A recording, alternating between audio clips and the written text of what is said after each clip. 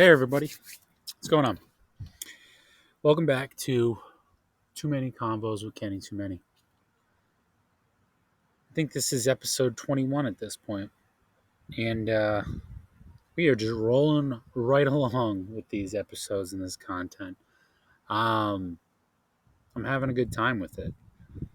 If you follow my socials on TikTok, I posted a TikTok. That was later yesterday. I was walking around on the golf course in the back of my house, and about kind of what this episode was going to be about. And this is kind of a cop out and easy one, so to speak. But I figured I could. I've mentioned my father a lot in random and different episodes. Specifically, obviously talking about grief, betterment, all these other things. And I've never really spoken specifically about him. And I figured I could do that. I think it would be insightful um, to the listeners uh, and cathartic for me to talk about, um, given what a huge part of my life he is and was, but is, um, and how much our lives sort of mirrored each other. Um, so the gist of it is my dad passed away tragically um, July 29th, 2020, late at night. Um, and so theoretically early morning, if you want to put it like that. Car accident. It sort of changed my world forever. I think everybody's world, to be honest, but my world forever. And I'm just going to talk about what affects me. That doesn't mean I know it doesn't affect anybody else. My sisters, the rest of my family, my aunts, my uncles, blah, blah, blah, blah, blah. Um, So if anybody reads this and like, oh, you're awfully worried about yourself, listen, just it's a self-reflective thing. Anybody who knows me knows that I would catch a bullet for anybody, whether they're my best friend or they're a random deer. To be honest, very selfless individual. Um, it's very seldom that I do worry about myself before other people. It's something I'm working on because it's not necessarily a healthy thing to be or do. But Um, so it's been a crazy 3 years since he passed. Because he was and is everything to me. Um, but basically, my dad and my life sort of mirrored each other. He had me when he was 21, 22. I had Jordan when I was 18. So we were both young dads, went through rough first relationships, got married at a similar time. Like our parallels in our lives um, are very very similar. Honestly, I hope that doesn't carry through all the way because then I'll die at 55, and I don't want to do that. Um, uh, but if it could parallels all the way up, my dad was a very successful man, built a amazing legacy in IT. Um, so if I could do half of the good and great that he did in my life, I'd be blessed. I'd be absolutely blessed. Um, Sorry, my wife's texting me about plans for tomorrow. Um, but basically, most everything I've that's a part of my life, I've learned or adapted from my father. My sense of loyalty, my passion, my driving factor for my family in and of itself. When my dad passed, I took over a lot of the sort of the annual items that he always did. Christmas Eve, pumpkin carving, summer parties, etc., etc. I took over a lot of those things. And as much as some people involved, where they tie his legacy and his worth to money and things, I've come to realize that my father's legacy is what he instilled in me, my sisters, in the rest of my family, in my little girls. They remember Papa. Papa was a huge part of their life, and they will never forget him because he was there for everything. He was always part. He did 110% for those little girls, like he did for all of us. Taught them loyalty, taught them respect, taught them love, taught them doing things with people is what matters, and it's not just what you're doing or how much it costs or what's involved or who's got what. Did it help? Yeah, but that's not what it was about. And I realized that to continue his legacy isn't to also be successful. It's kind of part of it, but it's to keep instilling that in my children and my children's children down the line, and to keep that soul, the soul of Ken Norberg, not this Ken Norberg, but that Ken Norberg, but also this Ken Norberg, the soul alive. That's his legacy. That's what mattered to him. That's what's important to me now, is building that life for my family and continuing that legacy and making it my own. At his wake of viewing, or whatever you want to call it, celebration of life, we'll call it, there were probably thousands of people there. And then during peak COVID, it was fucking wild. Part of my French. And I got a chance to speak, and I said, my dad wasn't a quitter. I'm not a quitter, and I'm going to push forward and do everything I can to be the man that he knew I could be. And I continue to do that today. Has it been easy? No. It hasn't been easy at all. It hasn't even been remotely close to being easy. It hasn't been remotely close to being um like even like I could there are things that I could say and there are things I can't say, and you would be absolutely baffled by the amount of stuff that has happened this year. This year alone, the last 3 years, wild stuff you would only see on fucking movies and Lifetime, like just you couldn't even fathom. Maybe some people could, but I know a large majority of the people have not gone through what I've gone through these last few years. My dad loved life. He loved everything. He was there for everything, all sports. Ask my sisters. He traveled. He worked his ass off to provide an amazing life for all of us. He was there for my kids, for everything: soccer games, dance recitals, horse shows, etc., etc., etc.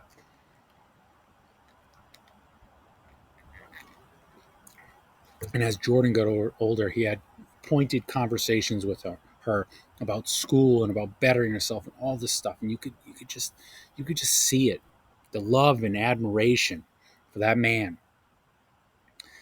just poured out of every pore of your being when you were with him. And he loved the water. He lived on Johnson's Pond. He loved the water. We'd go tubing, boats, jet skis. So seeing and being around the water brings so many good, warm feelings, for for what it was and what he is. You feel him there. He was big on fitness for everyone. So like when I'm working out, it's I feel him everywhere because he was part of everything. That kind of makes me me. Um, I'm also like an optimist, and I like to see the best in everything. So when I see a monarch butterfly, or I see a cardinal, or like signs, I love that, just feeling that he's always around. Um, I write to him all the time. I don't have dreams about him because dreams come from your subconscious, and because I keep him at the forefront of my mind, I feel like I have a more stable connection. Now, I was initially disappointed that I wasn't having a lot of dreams like other people, but making this grieving process and my dad not being here an actual intrinsic part of my everyday, I think has bolstered my strength and my soul for myself and has allowed me to continue to roll through all of the bullshit that we've gone through. Um, my dad loved to have a good time. Ask anybody. My dad liked to party. Like rule number one, party. No, it's not party, but it is party. Um, always a good time. You ask anybody. You look back at I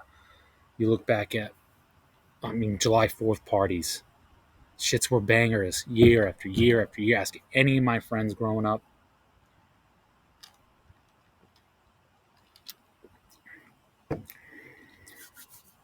The man liked to drink. His favorite beer was um, Whaler's Rise. So I always have those every once in a while as sort of a remembrance. He liked good rum and good tequila, which is something I just recently got into. Um, he dove. He was active in everything. He loved scuba diving. He loved traveling. Um, I mean, he'd be so proud to see that we're going to Italy to watch my sister get married next week. It's just wild to see it. Honestly, in the regard, I got this. He got me this Italian leather duffel bag. It's beautiful, and I haven't really used it because I haven't really had the need to. And I'm going to use it as my carry-on, Italian leather, to go to Italy to kind of represent my dad at my sister's wedding. I think is just the piece de resistance of everything that is for this. Seems kind of dumb, but I'm very sentimental like that. Um, I have a tattoo that I got for him right there. So it says KRN for Kenneth Raymond Norberg, and it's a compass. He was big on compasses because he was big on the nautical stuff, um, and he loved golf. Like I say, loved golf. He was a member at a bunch of different clubs. He ended up being a member at stretched out my shirt at Quidnesset for the latter part of his life. Beautiful course, played with him a bunch of times. But that was like his thing. He golfed all of the fucking time, and he wanted me to golf all the time. And I golfed as much as I could. I golf much more now. I also live in Richmond, which are the golf capital of Rhode Island. I go 1, 2, 3, 4. I probably have like 6 or 7 within a 5 mile radius. Golf courses, full golf courses, which is crazy. I also live on right behind me, which is the one I was on, Meadowbrook, hole 4, tee box 5, green 4. Um, so when I hear the people talking and I hear the chips. I hear the cheers and the swearing and the carts going by and the clubs rattling together and them teeing off on 5 and then that ping of the driver hitting the ball. It just reminds me of him all the time, and it is the best feeling. Holly calls me crazy. Like, I don't know, what do you mean? It gives me the best feeling because it reminds me of him always, and it's quiet, peaceful out here, which also reminds me of him because I just get to sit with my feelings and my thoughts and ruminate about things. Oh man, I mean, he taught me so much. I mean, he taught me everything, like all sports. He taught me all my business knowledge. He taught me to get outside of my comfort zone, what books to read, what to do, how to better yourself, how to look at things differently, perspectives, just like everything that I am is because of him. I mean, he truly, and I've said this 1,000 times, but he truly is my hero. Like, he was my dad and my best friend, but like my hero, like my Superman. Um, and yeah, it's just, it's crazy to think someone you thought was invincible can be taken away from you at a moment's notice and you get nothing. You didn't get a goodbye, nothing. I got a phone call from his best friend. Worst thing in the world. Seared into my memory. In movies, you think it's like kind of overplayed where like something bad happens and the main character drops to their knees and goes, "I or no," etc., like that. Well, it was 8:46 a.m. So I think it was a Wednesday. I was in the office. I had just gotten to Norwell, and my phone rang, and it was Todd. And Todd's like, "Hey, bud, how's it going?" I'm like, Something off." And he said, "Your dad was in an accident." I'm like, "Oh my god!" I'm like, "Oh my god! I hope he's okay." Because I'm thinking to myself like, "Fuck, my dad's invincible. Car accident." And then he has to tell me that he's gone, and all the strength went out of my body. I dropped to my knees, like literally in the middle of the office, dropped to my knees, and scream cried until I had to be led into a conference room. I felt like I had part of my soul being just snatched out of my body. And yeah, and the only thing worse than that was having to tell my kids. That broke my heart. Those memories are going to haunt me until I die. That's not anything you ever want to have to deal with at their age. Gives me chills just thinking about it. Seared into my memory. Just the heartbreak. Just awful. Awful. But those are the memories and those are the things that have created the strength in me to continue to deal with these types of issues. There are things I want to talk about that I might eventually air out. Just some horrible, horrible shit. Some things are just so wild, bro. And you never truly know a person. And when people show their true colors and you realize that they are some of the worst human beings on the face of the planet,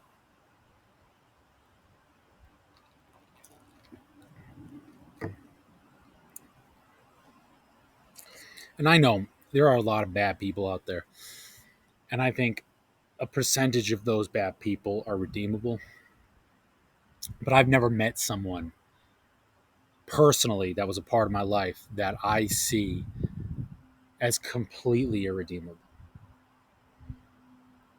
Just the worst type of person. Um, it's disappointing. It's massively disappointing. But what's amazing, because of the strength and legacy that my father left behind, my family is stronger than ever. Stronger than ever.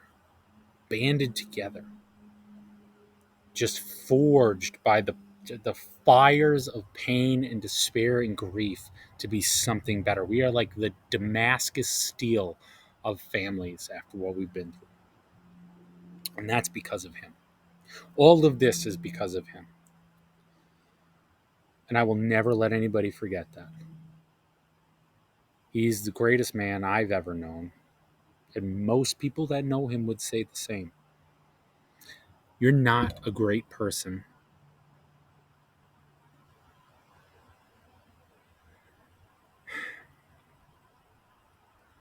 You're an amazing person when you have thousands of people during peak COVID showing up to show their respects to the family of a friend, coworker, employee, etc., that was lost. My father was an amazing man in his life and is an amazing man in his death. And I won't let anybody ever forget that. Nor will I ever let the legacy of Kenneth Raymond Norberg die. Because I am also Kenneth Norberg. I hate saying Kenneth, but that is my full name. I'm Kenny Norberg. Now Ken Norberg, because he's no longer here to be called Ken. And I will never let that legacy die. And neither will my sisters, my friends, my family, everybody who matters, my kids. We are all everything because of him. And we will continue to be so. And anybody that gets in our way is going to have a fucking problem. That's it. I hope you watch this. This is almost 20 minutes long and just me rambling about my dad, but that man is great. And I probably could go on for another an hour if I really wanted to. But I think 20 minutes is a good clip. And I really appreciate everybody who watches these. comes through, checks the TikToks, checks my shorts and the clips and everything like that. I appreciate y'all. And to Dad, I love you. I miss you. We'll talk soon.